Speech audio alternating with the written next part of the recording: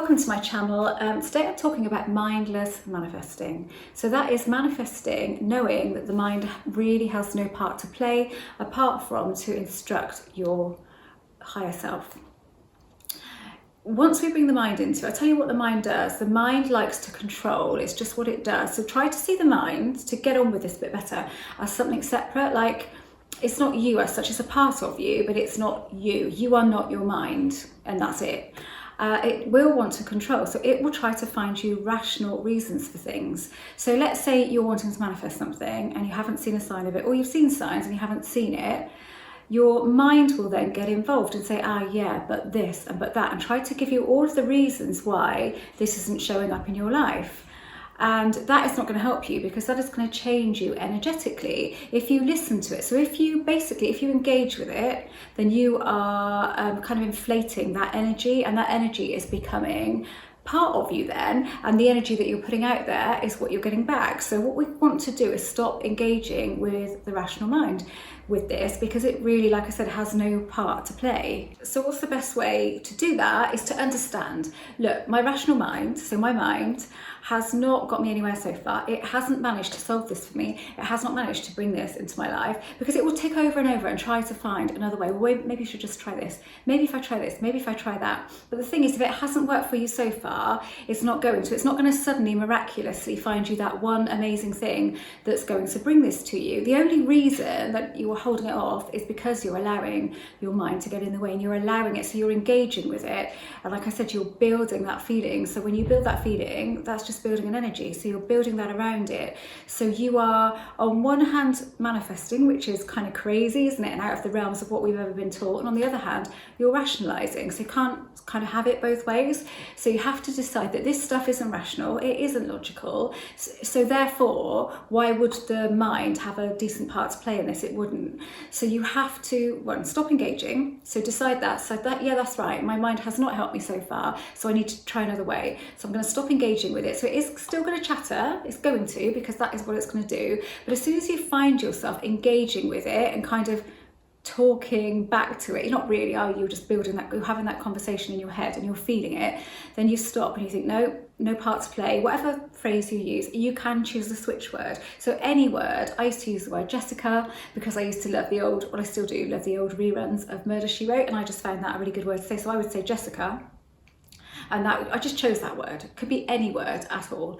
It doesn't have to be related to any of this. And actually I would choose, especially if it's a certain topic, say it's a specific person, don't use a switch word which is the name of the person or something like that, because that will not have the best effect. So it'd be something completely unrelated.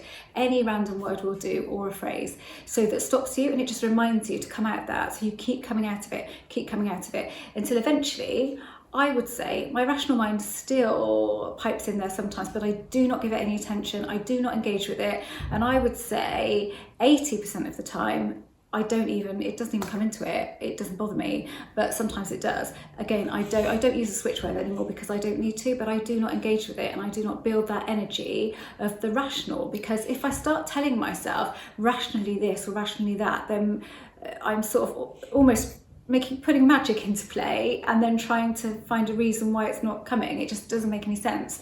So I have to take my mind out of it. And as soon as I did that, the magic started to happen for me. And I really, really believe this 100% in my soul, that it's nothing to do with your mind. Your mind can only get in the way, unless your mind is good for instructing, making an instruction that is excellent for that, and obviously it's good for loads of other things in life, of course it is, but when it comes to this kind of thing, it isn't. You have to leave it to something else.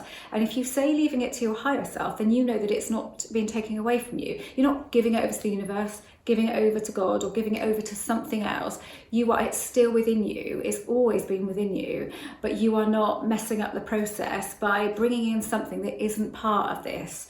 So I said before, didn't I, that you are not the director. You've written the script, but you are not the director of this movie. And that's the way to look at it. Your mind might want to think it's the director, but it isn't. It's not equipped to do the job. So one good way of doing it is when you set an intention and you feel it, just kind of feel it dropping into you, dropping into higher self, to source mind, or whatever it is that you want to call it. So you've kind of felt that action take place, and then you think, There's really nothing else I can do. And if you do things like affirmations and stuff, that is absolutely fine if you enjoy them, or if you at least feel fairly neutral when you're doing them. But if you feel any resistance, so you're feeling the opposite of what you want as you're doing them, don't fight through it, because that will not help you.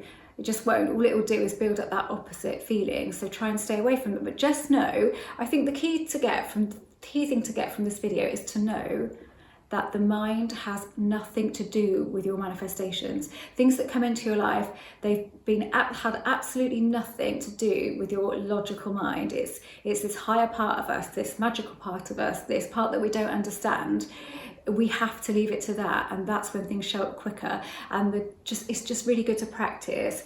Think to yourself today, okay, I've gone all of this time. So say you've gone a long time and you haven't manifested what you want. Think how much you're bringing your mind into it.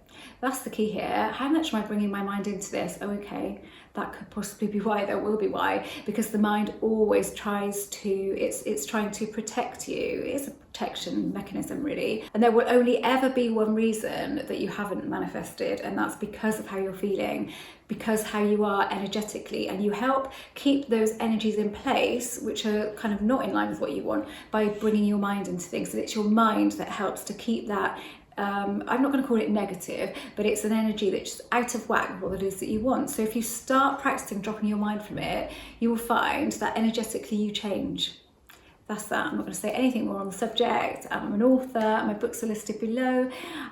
You can book up Zoom coaching on my website. You can inquire about email coaching. I offer personalised subliminals. I offer generic subliminals. There's lots of them, and meditations on my website.